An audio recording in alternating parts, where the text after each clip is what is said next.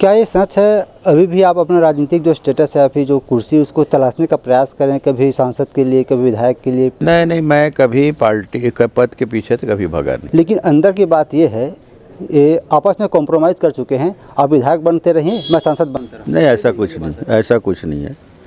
ये सब झूठी बातें हैं, बनावटी बातें हैं, और ये सवाल जवाब बहुत बार आ चुका है। 2019 और 2024 दो चुनाव सांसद के रूप में आपने लड़े हैं, तो टफ कौन सा किसको देखते हैं आप? देखिए, हर चुनाव चुनौती है और हर काम भी चुनौती है। संविदा शिक्षाकर्मी के रूप में काम कर रहे हैं, उनको निकाल दिया गया 29 शिक्षाकर्मी को। ये बहुत बड़ा मुद्दा भी वर्तमान में चल रहा है। तो क्या रोजगार देना चाहिए, उनके बदले ले रहे हैं सरकार? कितना सही लगता है आपको? नहीं, रोजगार जो है उनको बेरोजगार नहीं करना चाहिए। अभी डीएड बीएड वाली बात एक आई है, मैं भी पत्र लिखा हूँ, 2 बार मेरी बात भी हुई है। लेवल है एयर क्वालिटी इंडेक्स का, वो लगातार बढ़ता जा रहा है, गिरावट आ रही है शुद्धता में हवा की, तो इस पर ध्यान देना कितना ज़रूरत है? बिल्कुल ज़रूरत है, ये संतुलन के लिए बहुत ज़रूरत है। मैं आपसे जानना चाहता हूँ कि एक साल में ऐसा क्या हुआ जिसकी वजह से बीजेपी बोल रही कि एक साल अभी तक जो बीता है बीजेपी का वो बेहतर हुआ है अगर मुकाबला करें कांग्रेस के एक साल से? निश्चित रूप से बेहतर हुआ है। हम अपने घोषणा पत्र में जो बातें कही, मोदी गारंटी के रूप में जो बातें कही, और सौभाग्य से मुझे वो जिम्मेदारी मिली थी। किसानों को प्राथमिकता बीजेपी का शुरू से एजेंडा रहा है, लेकिन अभी जब हम वर्तमान में देखते हैं, जब किसान धान बेचने के लिए तैयार हैं तो 1,60,000 मीट्रिक टन धान खरीदने का लक्ष्य रखा गया है इस बार। लेकिन हम डाटा की बात करें तो 70,000 मीट्रिक टन ही धान अभी तक खरीद पाया है। तो इतना जल्दी फिर कैसे काम हो पाएगा?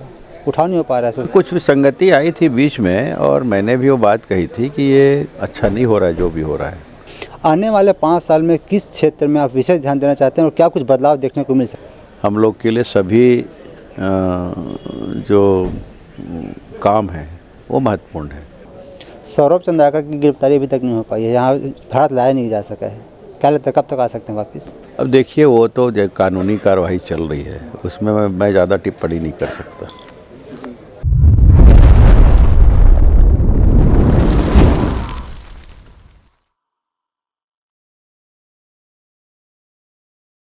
नमस्कार, आप सभी दर्शकों का एक बार फिर से बहुत बहुत स्वागत है। आप देख रहे हैं TNR न्यूज़ का खास कार्यक्रम सवाल जवाब का है, और मैं हूं आपके साथ रुपेश ठाकुर।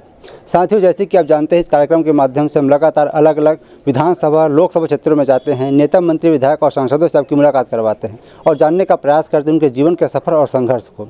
आज हमारे साथ मेहमान हैं दुर्ग लोकसभा क्षेत्र से सांसद माननीय विजय बघेल जी। आपका बहुत बहुत स्वागत है। धन्यवाद। संक्षेप में कौन है विजय बघेल जी? अपने जीवन के बारे में थोड़ा बताएंगे? देखिए, विजय बघेल एक साधारण सा व्यक्ति है। खिलाड़ी भी था मैं, एक सर्विसमैन भी था बीएसपी भिलाई स्टील प्लांट में। सामाजिक कार्यों में भी मेरी रुचि है और मैं पदाधिकारी भी हूँ।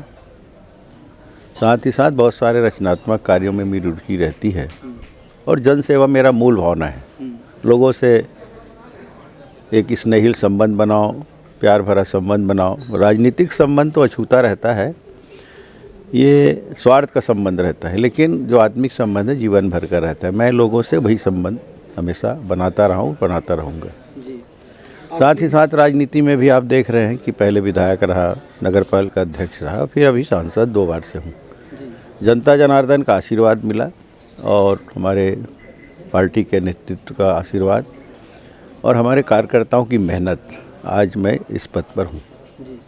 आपकी रुचि कबड्डी में भी रही है, आप राज्य स्तर नेशनल लेवल तक भी खेले हैं। हाँ, मैं अभी बताया कि कबड्डी भी मेरा एक प्रिय खेल था, और अभी भी मैं कबड्डी में रुचि रखता हूँ, और समय बेसमय जब टूर्नामेंट होते हैं जाता भी हूँ। मैं चाहता हूँ कि कबड्डी को एक ऊंचाई मिले, क्योंकि जो मूल हमारा है हम उसके लिए ज़्यादा ध्यान दें। मगर उसके बाद भी मैं वेट लिफ्टिंग संघ छत्तीसगढ़ का अध्यक्ष हूँ, रोल बॉल एसोसिएशन छत्तीसगढ़ का अध्यक्ष हूँ, और अनेक खेल गतिविधियों से जुड़ा भी रहता हूँ।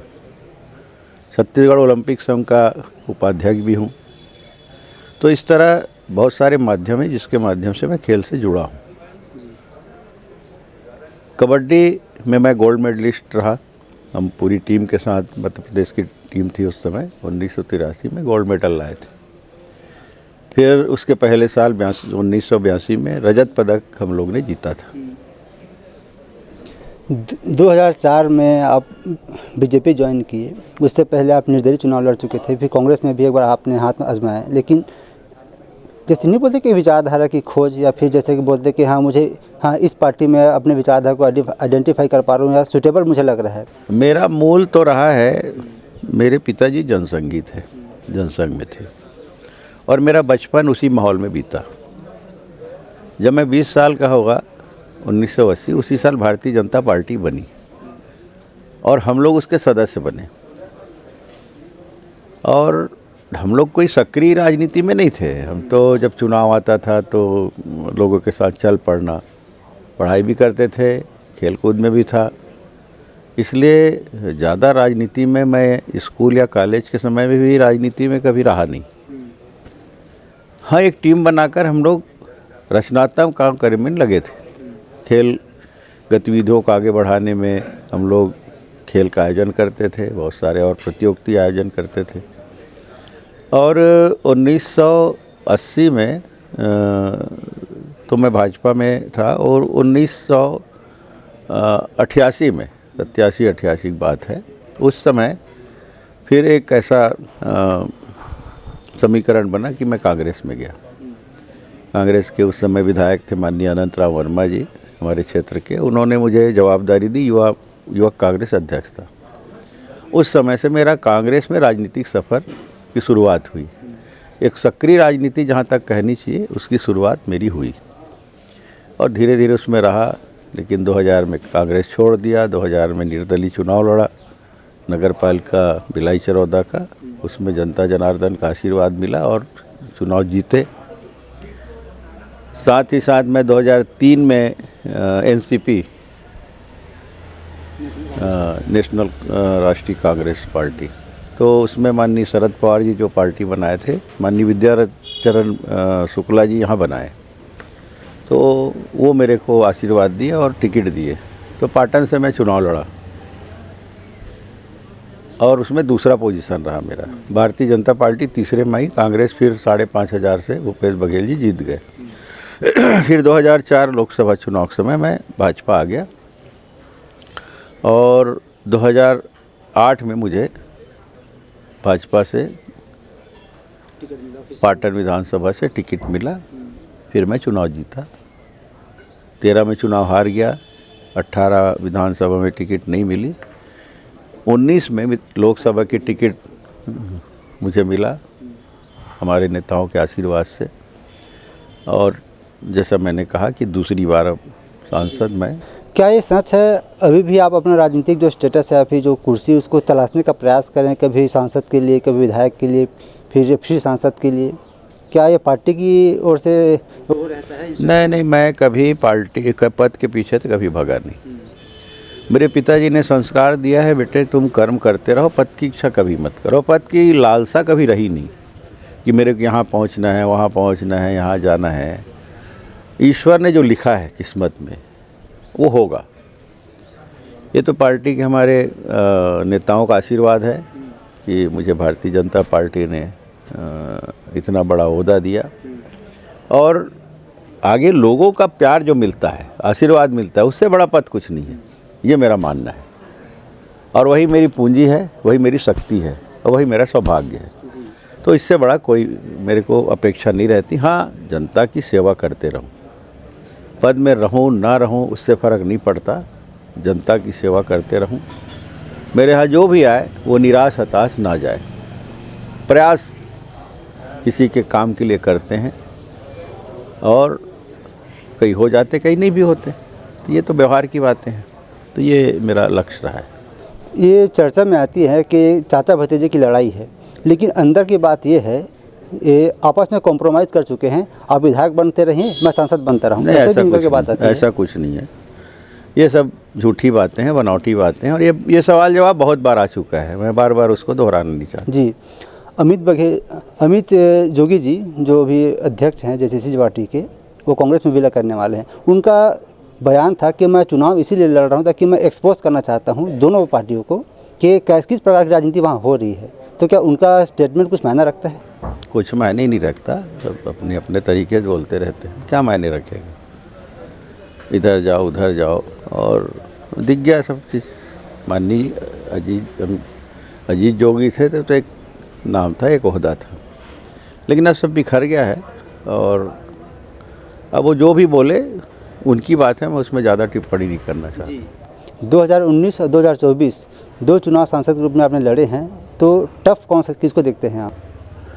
देखिए, हर चुनाव चुनौती है और हर काम भी चुनौती है, लेकिन मैं तो सौभाग्यशाली हूँ कि हमारे कार्यकर्ता भाई बहन इतनी मेहनत, और जो चाहने वाले हैं उनकी मेहनत रंग लाई।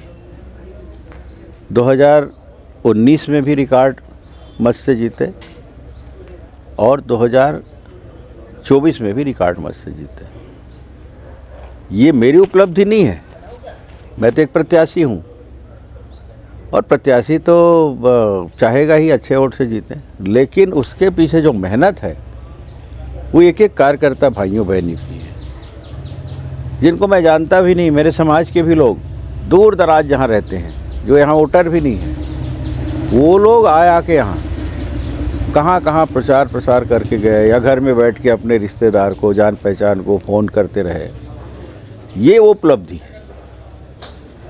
और मैं तो यहाँ तक कहता हूँ कि मेरे साथ जो पारिवारिक संबंध है, व्यवहारिक संबंध है, कांग्रेस के लोगों ने भी मुझे सहयोग किया, ये भी मैं मानता हूँ, लेकिन बहुत बड़ी भूमिका हमारे कार्यकर्ता भाइयों बहनों की रही, और जितने भी चाहने वाले हैं उन सब की रही।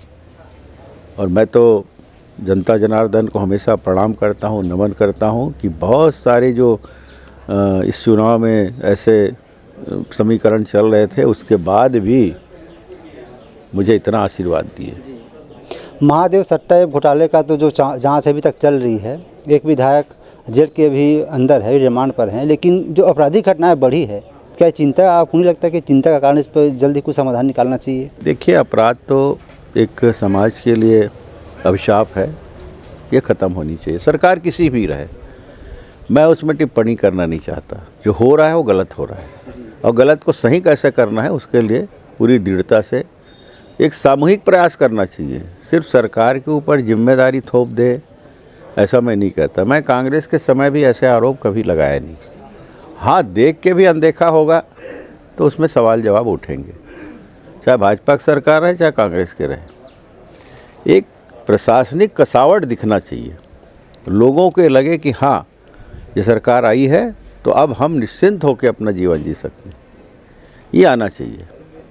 तो कहीं भी दुर्घटना होती है। वैसे भारतीय जनता पार्टी आने के बाद जो नक्सली क्षेत्र में आज दुखद घटना जो घटी, वो बड़ा दर्दनाक है कल, लेकिन इस तरह के कृत्य अब करने वाले लोगों को बख्शा नहीं जाएगा।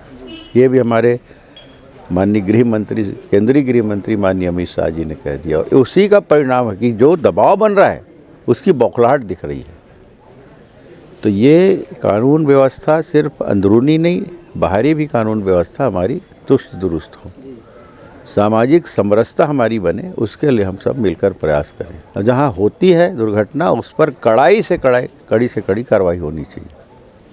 5 साल की अगर आप उपलब्धि बताना चाहेंगे तो मुख्य रूप से वो 5 कौन से होंगे जिनको लगता है कि हाँ, ये काम करना मेरे लिए एक उपलब्धि के रूप में मानता हूँ?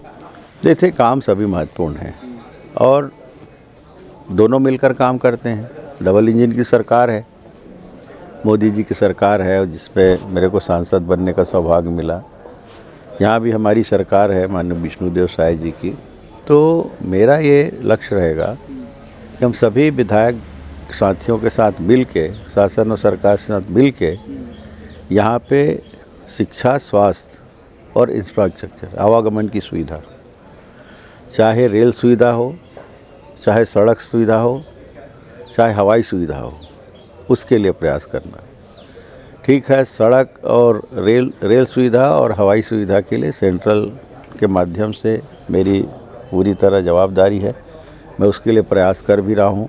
आए दिन अभी बीच में आप समाचार पत्रों में पढ़े भी होंगे। दूसरी है सिंचाई की व्यवस्था। सिंचाई की व्यवस्था में मेरा जो क्षेत्र है, बेमेतरा जो ज़िला है, वो लगभग आधा अछूता है, जहाँ तक पानी नहीं पहुँच पाता। कुछ इलाके सूखे भी हैं, अंडरग्राउंड वाटर भी नहीं है, पीने के पानी के लिए भी लोगों को परेशानी होती है। तो उस दृष्टिकोण से जो महानदी है कंगरेल बांध, वहाँ से लेके एक नहर कनेक्ट हो तांदुला में और तांदुला के माध्यम से पानी सप्लाई हो, तो उसके लिए मैंने प्रयास शुरू कर दिया है। शासन से भी, यहाँ छत्तीसगढ़ शासन से भी वो प्रोजेक्ट बनकर प्रस्तावित करने के लिए मैंने प्रयास किया है, वो होने ही वाला है। फिर मैं सेंट्रल मिनिस्टर जो जल संसाधन जी हैं उनसे मेरी मुलाकात हो गई है, वो पूरी तरह आश्वस्त किए हैं कि उसके लिए मेरा पूरा सहयोग रहेगा। तो वो जब जुड़ जाएगा तो 12 महीना तांदुला में पानी रहेगा और जहाँ तक हम पानी नहीं पहुँचा सकते, लगभग 77,000 एकड़ अतिरिक्त सिंचाई उसके माध्यम से होगी, जो हमने सर्वे करवाया उसके अनुसार। इस तरह मूल किसानों का काम, युवा साथियों का, शिक्षा का, स्वास्थ्य का, खिलाड़ियों का, लोक कलाकारों का को क्या दे सकते हैं, तो इन सब बातों के लिए मेरा पूरा एक ध्यान है। बीते एक साल में जो घटनाक्रम छत्तीसगढ़ में घटा है, जैसे कवर्धा की बात हो जाए, बिरनपुर की बात हो जाए, या फिर बलौदाबाजार की बात हो जाए, सूरजपुर की बात हो जाए, तो क्या लगता है कि जो भी वर्तमान में शायद सरकार या फिर उनके जो कैबिनेट मंत्री हैं, जो नए हैं, सक्षम नहीं है संभाल पाने? ऐसा नहीं है कि सक्षम असक्षम की बात नहीं है, घटनाएं होती है। सवाल यह है कि उस पर तत्काल कार्रवाई हो, और वो हुआ है। घटना कारण कोई पारिवारिक कारण हो जाता है, कोई सामाजिक कारण भी होता है, कोई धार्मिक कारण हो जाता है। 3 कारण होते हैं। एक तो पारिवारिक झगड़ा हुआ, या गांव में 2 गुटबाजी हो गई, उसका झगड़ा हुआ, या धार्मिक घटना हुआ, या फिर सामाजिक कुछ घटनाएं होती हैं, और जिसके कारण इस तरह के घृणित कार्य हो जाते हैं, चाहे हत्या हो, चाहे मारपीट हो, चाकूबाजी हो, चाहे बलात्कार की घटना हो, तो उस पर तत्काल कार्रवाई हो रही कि नहीं, जनप्रतिनिधि तुरंत उस पर ध्यान दे रहे हैं कि नहीं, उसमें जागरूकता ये है कि नहीं, वो मायने रखता है। तो वो है, हमारे मंत्रीगण और हमारे वहाँ के स्थानीय विधायकगण उसमें तत्काल जाकर संज्ञान मिले और उसको जो सामान्य वातावरण बनाने में और अपराधियों को सज़ा देने में, अपराधियों को पकड़ने में वो तटस्थता दिखाए।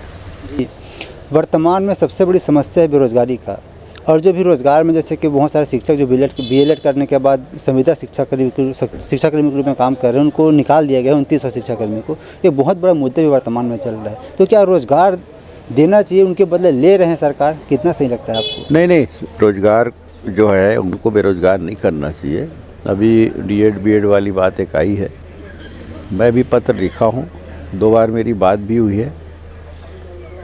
उसके लिए सरकार सहानुभूतिपूर्वक विचार भी कर रही है, और मैं समझता हूँ कि जल्द से जल्द उसमें कोई निराकरण निकलेगा, ताकि जो बच्चे महीनों सर्विस कर डाले हैं, कई महीने तक, वो अब एकदम से उनको बेरोजगार हो गए, तो परिवार में भी निराशा है, उनको व्यक्तिगत भी निराशा है। और इस उम्र में अगर निराशा हाथ लगी इस तरह के, तो बच्चे कुछ भी कदम उठा सकते हैं। इसको ध्यान में रखते हुए हमारा पूरा प्रयास है कि जल्द से जल्द उसमें कोई निराकरण निकाला जाए, क्योंकि कोर्ट का मामला था, उसमें सरकार की जवाबदारी बहुत कम है। कोर्ट ने आदेश किया तो उसका पालन करना था, मगर सरकार क्या कर सकती सहानुभूति से विचार करके, उस पर मैं भी अपने तरफ से लगा हूँ। तत्कालीन शिक्षा मंत्री बृजमोहन अग्रवाल जी ने 33,000 शिक्षकों की भर्ती की बात कही थी, अभी तक नहीं हो पाई है। प्रक्रिया में है, और ठीक है, मंत्रीगण अपनी बात करते हैं, जब जिम्मेदारी का निर्वहन करते हैं, लेकिन जहाँ तक कार्रवाई की बात है उसमें अब चूँकि मैं तो सरकार के संपर्क में, हम लोग सांसद के रूप में उतना ज़्यादा नहीं रह पाते, जो स्थानीय विधायक है या जो विधायक है वो लोग ज़्यादा संपर्क में रहते हैं। तो मैं इसमें संज्ञान में लूँगा कि क्यों ऐसा हो रहा है, और मैं भी निवेदन करूंगा माननीय मुख्यमंत्री जी से कि उसमें जल्द से जल्द कोई ऐसा ठोस निकले ताकि ये सवाल जवाब जो उठ रहे हैं, जो प्रश्न लोगों के सामने उठ रहे हैं, वो ख़त्म हो। औद्योगिकीकरण इसको बहुत फोकस किया जा रहा है विकास को देखते हुए, लेकिन इसका एक बहुत बड़ा निगेटिव इम्पैक्ट ये पड़ रहा है एनवायरनमेंट के ऊपर।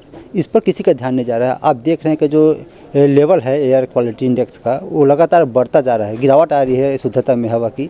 तो इस पर ध्यान देना कितना ज़रूरत है, खास तौर पे? बिल्कुल ज़रूरत है, ये संतुलन के लिए बहुत ज़रूरत है। और इसमें जो समीक्षा होनी चाहिए और सतत समीक्षा होनी चाहिए ताकि हम अभी किस स्तर में और किस स्तर पे होना चाहिए नॉर्म्स के अनुसार, उस पर समीक्षा होना चाहिए और जो भी उसमें कदम उठाना है वो उठाना चाहिए। तो ये इसके लिए हमारी केंद्र की सरकार भी कटिबद्ध है और राज्य सरकार भी कटिबद्ध है। एक साल बेमिसाल का नारा दिया जा रहा है छत्तीसगढ़ में, लेकिन मैं आपसे जानना चाहता हूँ कि एक साल में ऐसा क्या हुआ जिसकी वजह से बीजेपी बोल रही कि एक साल अभी तक जो बीता है बीजेपी का वो बेहतर हुआ है अगर मुकाबला करें कांग्रेस के एक साल से? निश्चित रूप से बेहतर हुआ है।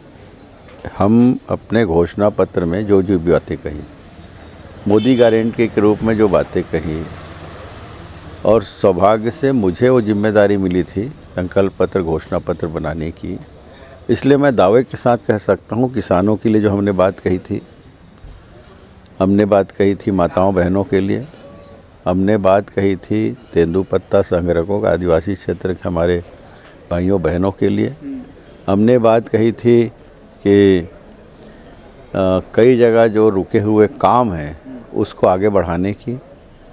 तो इस दृष्टिकोण से बहुत सारे काम और बहुत सारे जो बातें हमने कही थी वो निरंतर पूरी होती दिख रही है। अगर कांग्रेस के शासनकाल का उस समय का एक साल देखें और हमारा एक साल देखें तो हम बहुत आगे हैं, इसलिए हम बेमिसाल हैं। किसानों को प्राथमिकता बीजेपी का शुरू से एजेंडा रहा है, लेकिन अभी जब हम वर्तमान में देखते हैं जब किसान धान बेचने के लिए तैयार हैं तो 1,60,000 मीट्रिक टन धान खरीदने का लक्ष्य रखा गया है इस बार, लेकिन हम डाटा की बात करें तो 70,000 मीट्रिक टन ही धान अभी तक खरीद पाया है। तो इतना जल्दी फिर कैसे काम हो पाएगा? उठाव नहीं हो पा रहा है। कुछ विसंगति आई थी बीच में और मैंने भी वो बात कही थी कि ये अच्छा नहीं हो रहा है जो भी हो रहा है, इसमें केंद्रित करना चाहिए। सभी दो तीन विभाग जो है इसमें लगे रहते हैं, उसमें केंद्रित होना चाहिए और उसमें फिर त्वरित गति आई है। सभी चिंतित हुए। हमारे डॉक्टर रमन सिंह जी भी इस बात के लिए इंगित किए लोगों को विधानसभा अध्यक्ष। तो ऐसा नहीं है कि इसमें सभी लोग को चिंता हुई और चिंता के दृष्टिकोण से सब लोग लग गए। और अभी कुछ राइस मिलों की बात थी, वो भी सुलझ गया है। संग्रहण केंद्र खोलने की बात थी, वो भी हो गया है। तो अब त्वरित गति से अब खरीदी हो रही है। ठीक जी, एक आखिरी सवाल सर, आने वाले 5 साल में किस क्षेत्र में आप विशेष ध्यान देना चाहते हैं और क्या कुछ बदलाव देखने को मिल सकता है? नहीं, मैं तो पहले ही बताया कि हम लोग के लिए सभी जो काम हैं वो महत्वपूर्ण है। शिक्षा, स्वास्थ्य, आवागमन की सुविधा, ये सभी महत्वपूर्ण हैं। अब कौन पहले होगा कौन बाद में होगा ये समय बताएगा, लेकिन मेरा प्रयास पूरे क्षेत्र के लिए रहेगा। सौरभ चंद्राकर की गिरफ्तारी अभी तक नहीं हो पाई है, यहाँ भारत लाया नहीं जा सका है, क्या लगता है कब तक आ सकते हैं वापस? अब देखिए, वो तो जो कानूनी कार्रवाई चल रही है उसमें मैं ज़्यादा टिप्पणी नहीं कर सकता। कुछ संदेश देना चाहेंगे क्षेत्र की जनता को? देखिए, हम सब अपने अपने जीवन तो जीते रहते हैं, लेकिन हमें सिर्फ एक लक्ष्य रखना चाहिए, हमारा प्रदेश आगे बढ़े, हमारा देश आगे बढ़े।